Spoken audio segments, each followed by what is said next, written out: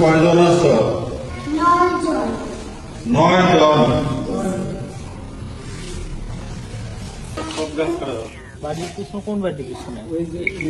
উপজেলা নির্বাহী কর্মকর্তা সহ আসছেন, আমাদের উপজেলা প্রাথমিক শিক্ষা অফিসার সহ আসছেন।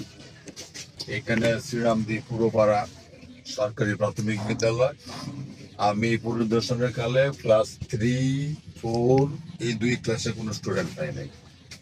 ক্লাস 5-এ পাইছি 7 জন, তালিকায় আছে 10 জন, 7 জন পাইছি।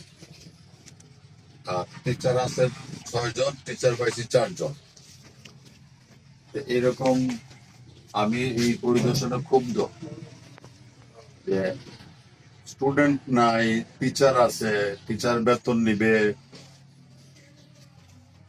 এটা হইতে পারে না। তারা যদি লেখাপড়াই করতে স্টুডেন্ট না থাকে, তাইলে তাদেরকে এইখানে না, যেখানে আমার স্টুডেন্ট আছে, যেখানে শিক্ষকের স্বল্পতা আছে, সেখানে তাদেরকে ব্যবস্থা করতে হবে।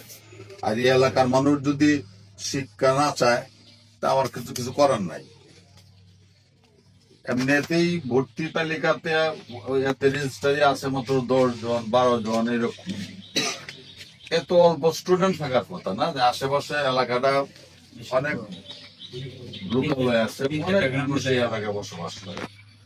তাদের টিচাররা তাদেরকে ভালো করে গাইড করে না, বা টিচাররা তাদের লেখাপড়ার প্রতি তাদের কোনো আগ্রহ নাই, তাদের প্রতি সম্মান শ্রদ্ধা নাই যে তারা ভালো লেখাপড়া করায়। এরকম জানলে নিশ্চয়ই এলাকার মানুষ বাড়ির কাছে স্কুলে আসতো। এরকম একটা কিছু আছে। এটা আমার হলো আমি পরিদর্শনে আমি ক্ষুব্ধ।